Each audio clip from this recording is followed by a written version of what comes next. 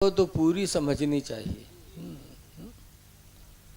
ہم تو آگے والا پڑھے ہیں اور کچھ لوگ ہیں جو پہلے والا پڑھا تھے کا چھوڑ دیتے ہیں.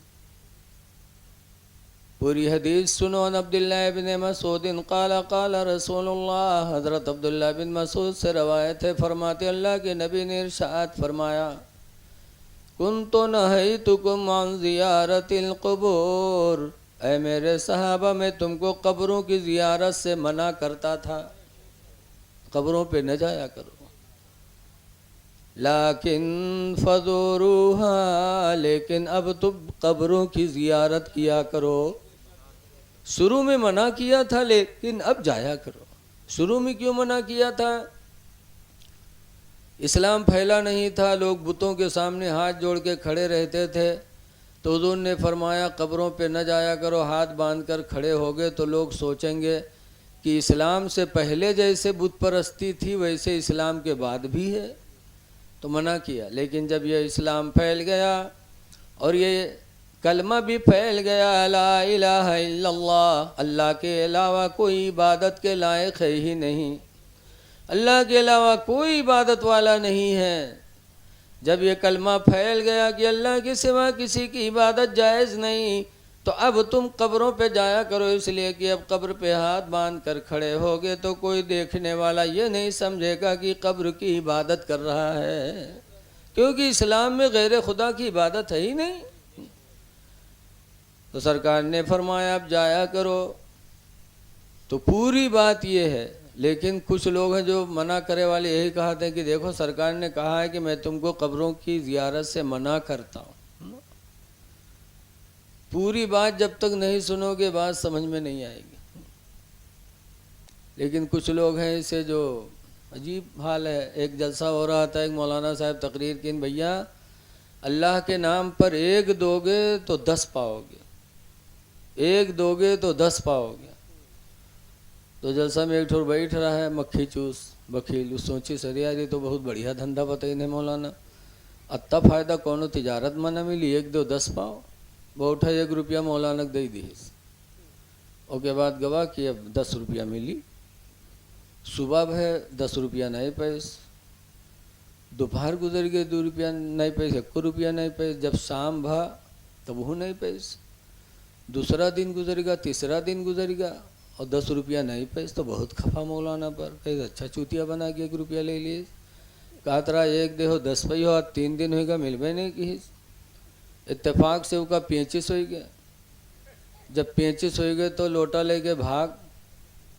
تو گواہ بھائی کھانا کرے، جب وہاں پہنچا تو وہاں ایک تو بٹوا پائے گا. برا بٹوا جانا تھا آپ لوگ، مہروے رکھت رہے پہلے بوڑھوا لوگ، بٹوا میں روپیہ رکھت رہا ہے. جب وہاں بٹوا پیس تو کا کھول کے دیکھیس تو وہاں 10 کے نوٹ رکھا رہا ہے. تب مولانا پر بہت کھپا، کہیں نہیں پوری بات نہیں بتائیس، ادھوری بات سنائی دی. آوا مولانا کے پاس کہے سرے مولانا تقریر کر رہے تھے تو مسئلہ بتاؤ کرو، پورا پورا بتاؤ کرو. لیکن کہا ہوا؟ کہا پرسوں تم نے مسئلہ بتایا تھا کہ ایک دو گے تو 10 پاؤ گے. تو کہاں بتایا تو تھا. کہا ادھوری بات نہ بتایا کرو، پوری بات بتایا کرو. کہا کیا؟ کہا بتاتے، پوری بات بتاتے کہ ایک دو گے 25 آئے گی تو 10 پاؤ گے، اور تم نے 25 بتایا ہی نہیں، میں 3 دن سے انتظار کرتا رہا. تو کچھ ایسے لوگ بھی ہیں جو سمجھتے ہیں کہ کوئی بات ہو جائے تو سمجھتے وہ بھی اسی میں شامل ہے. ادھوری بات ہمیشہ نقصان دہ ہوتی ہے. حدیثوں کو کترنا نہیں چاہیے، آیتوں کو بھی کترنا نہیں چاہیے. مولانا عبد المصطفیٰ آدمی علیہ رحمہ گئے دلی، تو جامعہ دلی میں حضرت محبوب الہی نظام الدین اولیاء کی مدار ہے. تو حضرت گئے وہاں، تو ہاتھ باندھے فاتحہ پڑھ رہے تھے. ایک صاحب آئے، وہ آئے ہاتھ جوڑے کھڑے، ایسے ہاتھ چھوڑے کھڑے تھے، اور وہ بھی اپنا کچھ کہہ رہے تھے اور حضرت کو گھور گھور کے دیکھ رہے تھے. تو حضرت جان رہے تھے کہ میرے اوپر غصہ ہو رہا ہے. لیکن جب فاتحہ ختم ہوئی تو اس سے پوچھا بھیا تم ہم پر ناراض کیوں ہو رہے ہو؟ کہا مولانا شرک کر رہے ہو قبر پہ کھڑے ہو کے. کیا کیا شرک؟ کہا قبر کے سامنے ہاتھ باندھے کھڑے ہو یہ شرک ہے. کہا کیوں؟ کہا نماز کے مشابہ ہے. نماز میں بندہ نیت باندھ کر خدا کے سامنے کھڑا ہوتا ہے، تم ایک قبر کے سامنے ہاتھ باندھے کھڑے ہو، شرک کر رہے ہو. تو مولانا صاحب نے کہا بھیا میں شرک کر رہا ہوں تو تم بھی تو کر رہے ہو. کہا کیوں؟ کہاں سے رکے گئے؟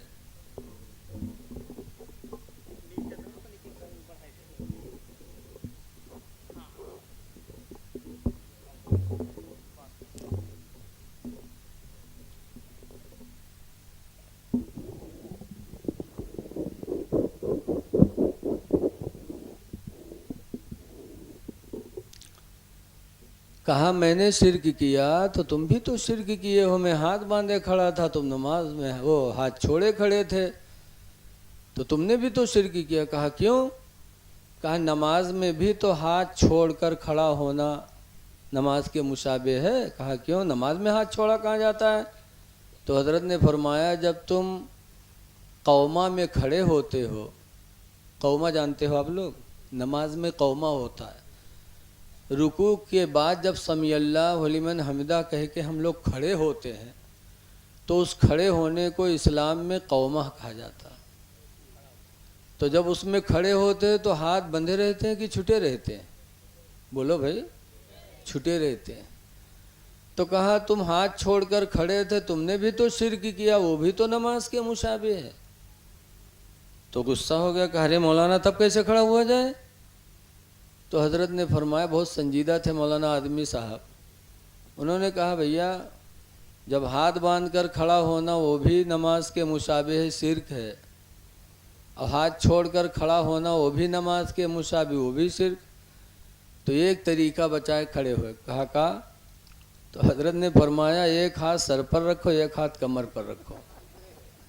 تب ناراض ہو. کہا مولانا کیا تم بیوقوف بنا رہے ہو؟ کہا بھیا جب تم کہتے ہو شرک ہی شرک ہے، آج شرک کے سمجھتے نہیں ہیں. شرک کہتے ہیں اللہ کے علاوہ کسی کو خدا ہی مان کر اس کی پوجا کرنا، اس کو شرک کہتے ہیں. تو موت کو یاد کرو. اس لیے مومن ہو تو مومن بنو. مومن بن کے رہو گے تو انشاءاللہ تعالی ہمیں تمہیں بلندی ضرور نصیب ہوگی. مومن کی شان کیا ہے؟ مومن کی پہچان کیا ہے؟ تو حدیث پاک میں ہے خصلۃ المنافق اربعۃ اشیاء، کہ منافق کی پہچان 4 چیزیں ہیں. پہلی پہچان منافق کی اذا تکلم فکذب، کہ منافق وہ ہے جو بولی بولے تو جھوٹی بولی بولے. تو منافق کی پہچان جھوٹی بولی بولنا، اور مومن کی پہچان اب اس کے الٹا سمجھ لو، سچ بولی بولنا. اور دوسری پہچان منافق کی بتایا وَإِذَا خَاصَمَ فَفَجَرَ، اور جب وہ جھگڑا کرے تو گالی بکنے لگے. گالی دینا بھی مومن کی پہچان نہیں ہے، گالی دینا یہ منافق کی پہچان ہے. وَإِذَا عَاهَدَ فَغَدَرَ، اور منافق کی تیسری پہچان میرے پیغمبر نے فرمایا کہ جب وہ وعدہ کرے تو وعدہ سے مکر جائے. وعدہ پورا نہ کرے تو وعدہ کو پورا نہ کرنا یہ منافق کی پہچان، اور وعدہ کو پورا کرنا یہ مومن کی پہچان. اس لیے کسی سے وعدہ کرو تو اس کو پورا کرو، کیونکہ مسلمان کی پہچان ہے. اور چوتھے نمبر پر فرماتے وَإِذَا اؤْتُمِنَ فَخَانَ، اور منافق کی چوتھی پہچان یہ ہے کہ جب وہ امانت دی جائے تو امانت میں خیانت کر بیٹھے. امانت میں خیانت، جیسے آپ کو کوئی 1 کلو سیب دے کہ ہمارا ہم خرید کے کہ جائے ہمارے گھرے دے دی اور رستم 2 ایک ٹھور گول کے جاؤ، تو اس کو کیا کہتے ہیں؟ امانت میں خیانت. کوئی گاڑی آپ کے گھرے کھڑی کہ جائے کہ دیکھے رہے وہ چلا جائے تو مچیا لو چل دو، یہ امانت میں خیانت. اور ایک امانت میں خیانت یہ بھی ہے کہ اگر ہمارا کوئی پڑوسی سعودی جا رہا ہے تو اپنے پڑوسی سے کہتا ہے میرے بھائی میں تو پردیس جا رہا ہوں، خدا جانے کب لوٹوں، لہذا میری بیوی بچوں کا خیال رکھنا۔ تو وہ تو سفر میں چلا گیا لیکن اپنے بیوی بچوں کو تمہارے پاس امانت میں رکھ گیا، آپ کی امانت میں کر گیا کہ میرے بچوں کا خیال رکھنا۔ اب وہ تو چلا گیا تمہاری امانت میں ہم نے پروار کو دے کر کے، لیکن اب آپ نے اس کے گھر میں بیٹھنا شروع کر دیا، اور آتے جاتے یہاں تک کہ اس کی ماں بہن بیٹی پر غلط نگاہیں اٹھانے لگے۔ اگر آپ نے ایسا کیا تو سمجھ جاؤ تم نے امانت میں خیانت بھی کیا اور زنا کا گناہ بھی کمایا اور پڑوسی کے حقوق کو بھی تم نے پائمال کر دیا۔ 3 گناہ پڑیں گے، ایک تو پڑوسی کا حق تم نے مارا، دوسرے یہ کہ تم نے زنا کا گناہ کمایا، اور تیسرا یہ کہ تم نے امانت میں خیانت کر دی۔ مسلمان کی پہچان یہ نہیں ہے، مسلمان کی پہچان یہ ہے کہ اپنی ماں بہن بیٹی کی عزت کی حفاظت کرے اور اپنے ساتھ اپنے بہنوں کی بھی ایمان کی حفاظت کرے۔ روایتوں میں آتا ہے کہ مدینہ منورہ میں ایک عورت کو 3-4 یہودی راستے میں چھیڑنے لگے۔ اتنے میں ایک انصاری مسلمان کا گزر ہوا، اس نے جب دیکھا تو یہودیوں سے بھیڑ گیا، کہا سنو یہ اجنبی عورت ہے اور اس کو چھیڑنا یہ قطعاً ہمارے اسلام میں جائز نہیں ہے۔ تو یہودی اس سے لڑ بیٹھے، وہ بھی انصاری لڑ گیا، یہاں تک کہ لڑتا رہا کہ وہ انصاری شہادت پا گیا۔ اور اتنے موقع میں اس عورت کو موقع مل گیا اپنی عزت و آبرو بچا کر کے وہ اپنے گھر میں واپس چلی گئی۔ مدینے کے مسلمانوں نے ہم کو سبق سکھایا کہ اگر کسی کی ماں بہن بیٹی کی عزت کی حفاظت کے لیے جان دینا پڑے تو جان دے دو، لیکن عزتوں کو بچا لو۔ اور آج ہم مسلمان ہو کر کے اپنے پڑوسی کی عزت پہ حملہ کر رہے ہیں۔ کم سے کم سوچو کہ ہم کہاں جا رہے ہیں۔ صحابہ کی زندگی ہمارے لیے تمہارے لیے نمونے عمل ہے۔ سچی حکایت میں ہے کہ ایک میاں بیوی تھے، اللہ تعالیٰ نے غریبی میں مبتلا کر دیا، روزانہ مزدوری کے لیے جاتے، کام کرتے، لیکن مزدوری نہیں پاتے، خالی ہاتھ واپس آتے۔ بچے فاقہ کرنے لگے، جب فاقہ کرنے لگے تو اس کی ایک جوان لڑکی تھی، اس نے سوچا کہ میرے ابا جاتے ہیں مزدوری کے لیے اور شام کو خالی ہاتھ آتے، مزدوری نہیں پاتے، گھر میں فاقہ ہو رہا ہے، بھائی فاقہ سے، ماں فاقے سے۔ تو اس کی جوان بچی نے ایک دل میں عہد کیا کہ آج صبح جب میرے ابا چلے جائیں گے تو میں بنٹھن کے مارکیٹ میں جاؤں گی اور مارکیٹ میں کسی جوان سے زنا کراؤں گی اور زنا کے بدلے میں پیسہ لے کر کے راشن لے کے گھر آؤں گی تاکہ میرے گھر والے میں فاقہ کی مصیبت سے بچ جائیں۔ یہ نیت کر کے لڑکی صبح نکلی بنٹھن کے، باپ کے جانے کے بعد۔ شام جب ہوئی تو اس کا باپ واپس آیا پھر خالی ہاتھ، اور جب گھر میں پہنچا جوان لڑکے کو نہیں پایا تو اس کو حیرت ہوئی، میری بچی کہاں ہے؟ اتنے میں پھر دروازے پر آیا، تب تک کہ وہ بچی جوان واپس آ گئی۔ باپ کا خون کھول گیا کہ میری بیٹی تو کہاں گئی تھی؟ جس کے اندر غیرت ہوتی ہے اس کو یہ ماحول پسند نہیں آتا، کہاں گئی تھی؟ کہا ابا آج کئی دن سے ہم مزدوری کرنے جاتے، مزدوری نہیں پاتے، گھر میں فاقہ ہو رہا ہے کئی دن سے، تو آج میں نے سوچا تھا کہ آپ کے جانے کے بعد شہر میں جاؤں گی، کسی جوان سے زنا کرا کے پیسے لے کے راشن لے کے آؤں گی۔ ارے ایسا ارادہ؟ کہا ابا لیکن خدا گواہ ہے کہ پورے شہر میں میں گھومتی رہی، زنا چھوڑ دو، کسی جوان کی میرے اوپر نگاہیں بھی نہیں اٹھی، کسی جوان نے میرے اوپر نگاہ ہی نہیں ڈالا۔ تب اس کے باپ نے کہا میری بیٹی اللہ گواہ ہے زندگی گزر گئی، میں نے کسی کی ماں بہن بیٹی پہ غلط نگاہ کبھی نہیں ڈالے، تو میری اولاد پر کسی کی غلط نگاہ کیسے پڑے گی؟ وعدہ ہے کما تدین و تدان، جیسا کرو گے ویسا پاؤ گے۔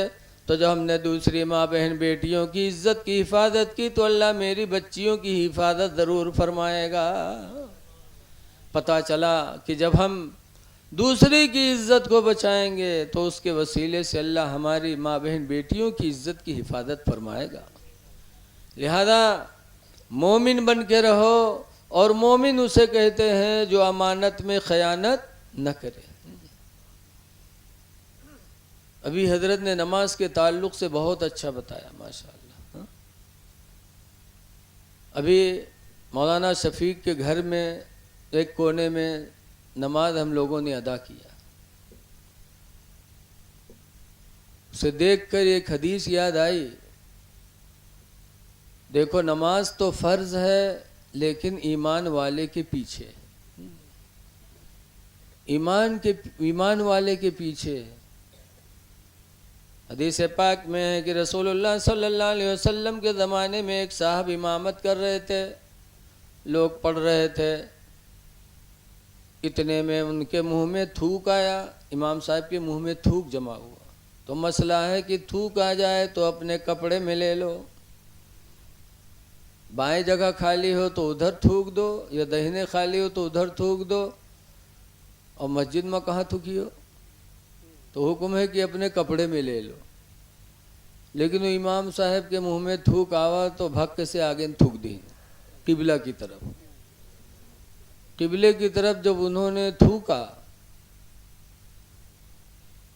تو اللہ کے رسول صلی اللہ علیہ وسلم نے اس قوم سے منع کیا کہ اس کے پیچھے نماز نہ پڑھنا۔ تو جب وہ دوسری نماز کے لیے کھڑے ہوئے تو حدیث میں ہے کہ لوگوں نے انہیں منع کیا امامت کرنے سے، اللہ کے رسول نے منع کیا، تو حضور کے بارگاہ میں گئے کہ اللہ کے رسول آپ نے مجھے امامت سے منع کیا؟ کہا قبلہ کی طرف تجھ نے تھوک کر کے قد آذیت اللہ و رسولہ، قبلے کی طرف تھوک کر کے تم نے اللہ اور اللہ کے رسول کو تکلیف دی ہے، اور تکلیف دینے والا لائق امامت نہیں ہے۔ اسی لیے نماز تو فرض ہے جماعت سے، لیکن ایمان والے کے پیچھے۔ اگر نماز پڑھانے والا اس طرح ہے جو عقیدہ رکھتا ہے کہ رسول اللہ صلی اللہ علیہ وسلم کو علم غیب ہے، تب تو ہے، ہوگا کہہ دے سرکار کو غیب کا علم نہیں تو اس کے پیچھے نماز نہیں۔ سرکار کا علم غیب بہت آپ لوگوں نے سنا ہوگا، بہت زیادہ سنا ہوگا۔ سرکار کے سگے چچا حضرت عباس رضی اللہ عنہ سگے چچا تھے، لیکن اسلام کے دشمن تھے۔ حضور مدینہ آئے تو عباس کفار کے ساتھ لڑنے کے لیے سرکار سے آئے۔ مدینہ منورہ میں جنگ ہوئی، جنگ بدر، تو اس میں اللہ نے مسلمانوں کو کامیابی دی۔ وہ ایمان والے تھے تو اللہ کی مدد ان کو ملی تھی، وہ 313 تھے۔ اللہ قرآن میں فرماتا وَلَقَدْ نَصَرَكُمُ اللَّهُ بِبَدْرٍ وَأَنْتُمْ أَذِلَّةٌ، یقیناً اللہ نے میدان بدر میں تمہاری مدد فرمائے جبکہ تم کم تھے، لیکن ایمان والے تھے۔ اللہ نے فتح دیا تو کچھ دشمن کفار پکڑ کے مدینہ لائے گئے، اسی میں حضرت عباس بھی لائے گئے۔ اللہ کے رسول نے اعلان فرما دیا جو پکڑ کے لائے گئے ہیں فدیہ دے دے کر کے رہائی حاصل کر لیں۔ بڑے رحیم و کریم تھے میرے پیغمبر، تو کوئی دوسرا ہوتا تو کہتا سب کو پھانسی دو۔ لڑنے آئے تھے، مکہ میں رہنے نہیں دیا۔ 53 سال میرے نبی مکہ میں گزارے، لیکن اتنا ستایا کہ سرکار کو مکہ چھوڑنا پڑا، مدینہ گئے، وہاں بھی لڑنے پہنچ گئے، اور جب قابو پا گئے تو سرکار نے بدلہ نہیں لیا، کہا رہائی دے کر کے فرصت لو۔ تو جب عباس کی باری آئے تو عباس کہتے ہیں کہ میرے پاس کچھ نہیں، لیکن جب یہ میدان بدر چلے تھے مکہ سے تو رات میں اپنی بیوی ام الفضل کو ایک تھیلی میں درہم و دینار بھر کے دیا تھا کہ بیوی میں جا رہا ہوں جنگ میں، پتہ نہیں مر جاؤں کہ زندہ آؤں، اگر زندہ آ گیا تو کوئی بات نہیں، اور اگر میدان بدر میں مر گیا تو یہ سونے اور درہم کے جو تھیلی ہے اس سے اپنی زندگی گزار لینا۔ رات کی تاریکی میں دیکھ کے مدینہ آئے تھے، لیکن جب سرکار کی بارگاہ میں رہائی کے لیے فدیہ دینا پڑا تو کہتے ہیں میرے بھتیجے میرے پاس کچھ بھی نہیں ہے۔ بھتیجا کہا تاکہ رحم آ جائے، میرے بھتیجے میرے پاس کچھ نہیں ہے، مجھے رہا کر دو۔ کہا چاچا یہاں نہیں تو مکہ سے منگوا لو۔ کہا بیٹا جانتے ہو گھر پہ بھی کچھ نہیں ہے، بڑی محتاجی کے دن ہے۔ کہا چاچا ابھی کل ہی آئے ہو، اپنی بیوی کو رات کی تنہائی میں درہم و دینار کے جو تھیلے دے کے آئے وہ تھیلی کیا ہو گئی؟ عبداللہ بن عباس کے رونگٹے کھڑے ہو گئے۔ کوئی انٹرنیٹ کا زمانہ نہیں تھا، موبائل کا زمانہ نہیں تھا، نہ کوئی فون تھا، نہ کوئی کچھ تھا۔ جب رسول اللہ صلی اللہ علیہ وسلم کی زبان سے بولی سنی تو دل کے رونگٹے کھڑے ہو گئے کہ رات کی تاریکی میں اپنی بیوی کو تھیلا دیا تھا، کسی کو پتہ نہیں، لیکن محمد مدینے میں بیٹھ کر کے 400 کلومیٹر دور کی دوری پہ بیٹھ کر سب کچھ خبر رکھتے ہیں۔ تو عباس کہتے ہیں محمد خدا کی قسم نبی وہی ہوگا جو غیب کی خبر دے گا، اور تم مکہ کی خبر مدینے میں بیٹھ کے دے رہے ہو۔ خدا کی قسم مجھے یقین ہو گیا تمہاری نبوت بھی سچی، تمہاری رسالت بھی سچی ہے، اور حضور کا علم غیب دیکھ کر عباس ایمان لے آئے۔ سبحان اللہ سبحان اللہ۔ یہ سن کر حضرت عباس پر راشا ہوا تارے، بے شک یہ سن کر حضرت عباس پر راشا ہوا تارے، کہ پیغمبر تو رکھتا ہے دلوں کی بھی خبرداری، سبحان اللہ سبحان اللہ۔ پیغمبر تو رکھتا ہے دلوں کی بھی خبرداری۔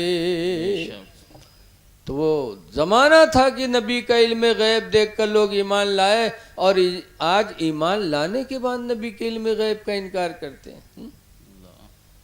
قرآن کریم میں دونوں طرح کی آیتیں ہیں، کچھ آیتیں ایسی جن سے ثابت ہوتا ہے نبی کو علم غیب نہیں، اور کچھ آیتیں ایسی ہیں جن سے ثابت ہوتا ہے کہ نبی کو علم غیب ہے۔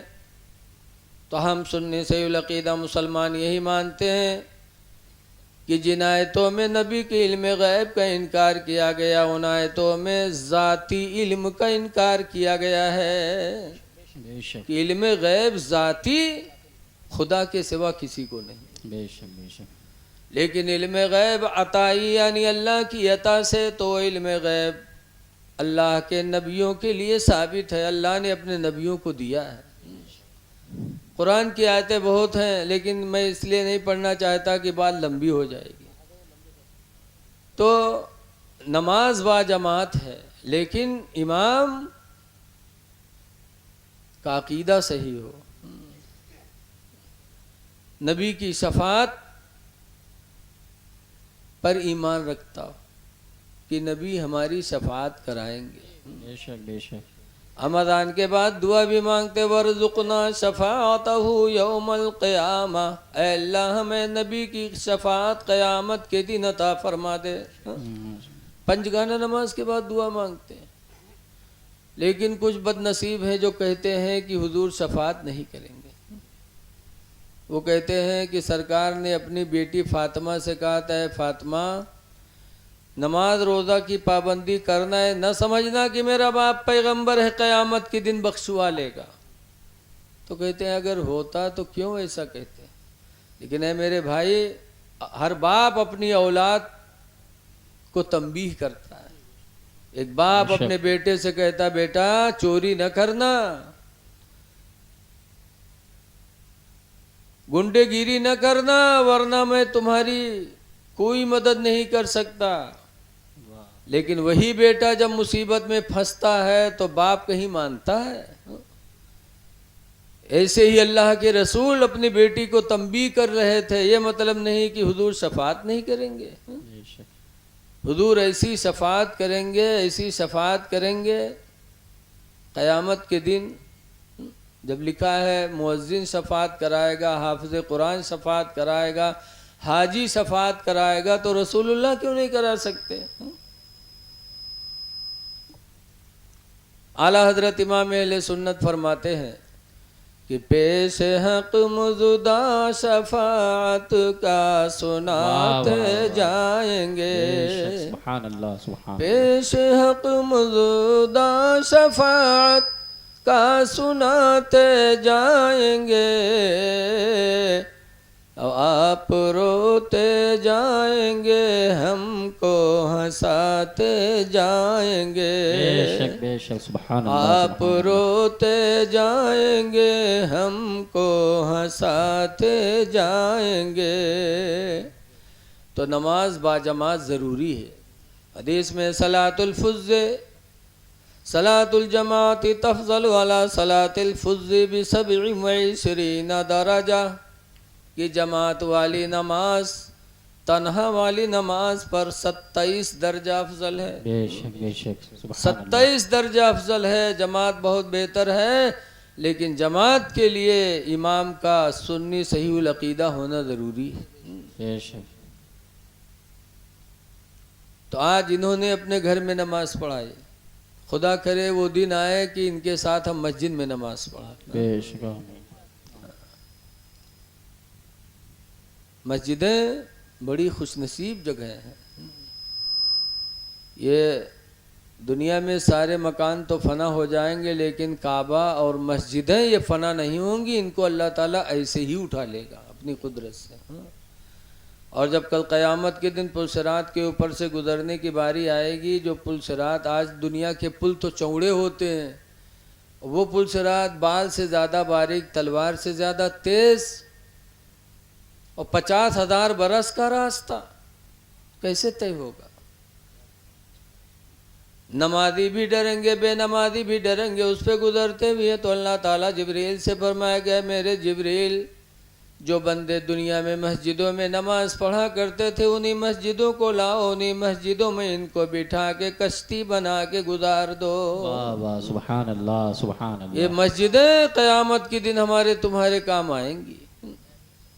اسی لیے مسجدوں کو بناؤ. حدیث پاک میں اذا مررتم بریاض الجنہ، اے میرے صحابہ جب تم جنت کی کیاریوں سے گزرا کرو، فرتعوا منہا، تو اس سے کچھ چر لیا کرو. بے شک. صحابہ سمجھ نہیں پائے کہ جنت تو عرش آدم پر ہے، سرکار فرماتے جنت کی کیاریوں سے گزرے. دنیا میں کہاں جنت کی کیاری ہے کہ ہم گزرے تو چریں؟ پوچھا وما ریاض الجنہ، اے اللہ کے رسول جنت کی کیاری ہے کہاں؟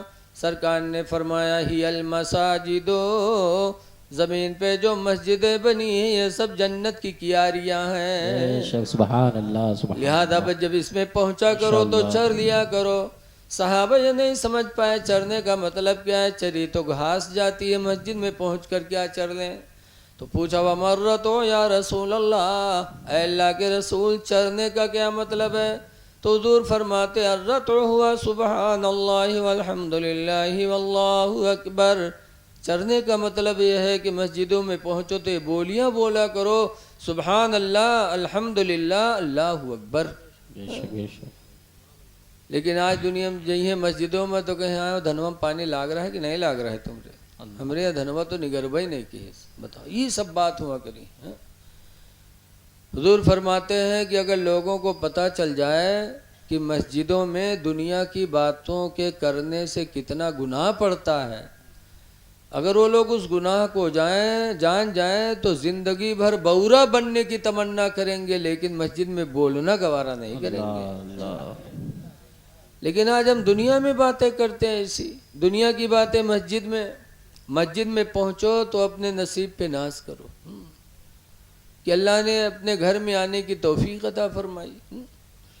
اسی لیے حکم ہے نبی قتادہ قال قال رسول اللہ، حضرت ابو قتادہ سے روایت ہے، فرماتے اللہ کے رسول نے ارشاد فرمایا اذا دخل احدکم فی المسجد، جب تم میں کا کوئی مسجد میں داخل ہو فَلْيُصَلِّ رَكَعَتَيْن، تو چاہیے کہ 2 رکعت نماز تحیۃ المسجد پڑھ لے۔ بے شک سبحان اللہ تحیۃ المسجد کا مطلب کہ 2 رکعت نماز نیت کی میں نے 2 رکعت نفل تحیۃ المسجد واسطے اللہ تعالیٰ کے میں میرا طرف کعبہ شریف کے 2 رکعت نماز پڑھنے کے بعد دعا مانگے، اللہ تیرا شکر ہے کہ تو نے اپنے گھر میں آنے کی مجھے توفیق عطا فرمائی۔ بے شک سبحان اللہ ماشاء اس اللہ۔ لیے لوگوں مسجدوں کو مکمل کرو، بناؤ جتنی جلدی ہو سکے، اللہ کے گھر کو آباد کرو۔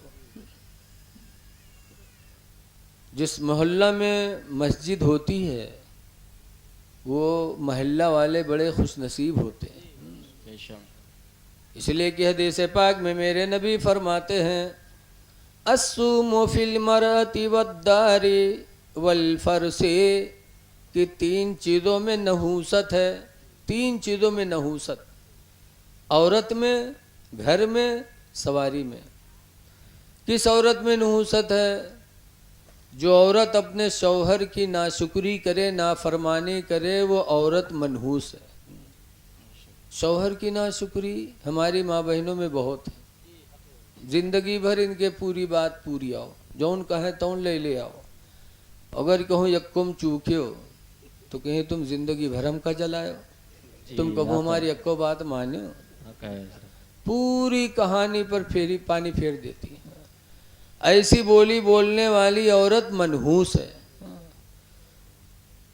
حدیث پاک میں ہے کہ جو عورت اپنے شوہر سے کسی چیز کا مطالبہ نہ کرے، کوئی فرمائش نہ کرے، بلکہ اپنے شوہر کی حلال روزی پر صبر کر کے زندگی گزار لے، ایسی عورت کو اللہ تعالیٰ قیامت کے دن حضرت آسیہ رضی اللہ تعالیٰ عنہا جیسا مقام عطا فرمائے گا۔ بے شک سبحان اللہ۔ اس عورت کے درجات بلند ہو جائیں گے جو اپنے شوہر سے مطالبہ نہ کرے۔ لہذا وہ عورت منحوس ہے جو عورت اپنے شوہر کی ناشکری کرے، اور وہ گھر منحوس ہے۔ گھر میں نحوست کیا ہے؟ حضور نے فرمایا وہ گھر منحوس ہے جس گھر کے اندر اذان کی آواز نہ پہنچے، اذان کی آواز جہاں نہ پہنچے وہ گھر منحوس ہے۔ لہذا ایسی بستی میں گھر نہ بناؤ جہاں مسجد نہ ہو، ایسے محلے میں نہ رہو جہاں اذان کی آواز نہ پہنچے۔ تو ہم کوشش کریں زیادہ سے زیادہ کہ اللہ تعالیٰ کا وہ گھر مکمل ہو جائے اور اذان کی آواز گونجتی رہے اور ہمارے ایمان میں نکھار پیدا ہوتا رہے۔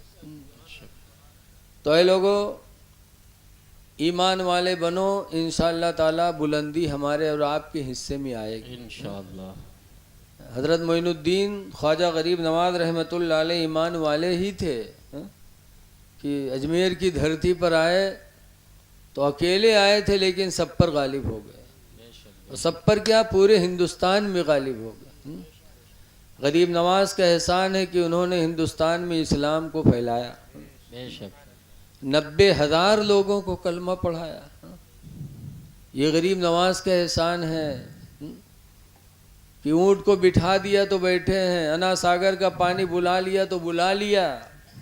کیوں؟ وہ ایمان والے تھے تو اللہ تعالیٰ نے انہیں بلندی عطا فرمائی تھی۔ بے شک بے شک۔ آج ہم ہر اعتبار سے پستی میں جا رہے ہیں۔ آج ہم تجارت کرتے تو تجارت میں بھی ہم بے ایمانی کرتے، دھوکہ دیتے۔ یاد رکھو تجارت میں دھوکہ دینا اور جھوٹی قسمیں کھا کھا کے تجارت کرنا یہ روزی کو برباد کر دیتا ہے۔ جھوٹ نہیں بولنا چاہیے۔ لکھا ہے کہ 2 چیزیں ایسی ہیں جو انسان کی روزی کو کھا جاتی ہیں، ایک جھوٹ اور دوسرا زنا۔ جو زنا کرنے لگا، عیاشی پر ڈٹا تو دیکھا جاتا ہے کچھ دنوں کے بعد وہ کنگال ہو جاتا، اور ایک نے کئی مثالیں ہمارے سامنے بھی ہیں۔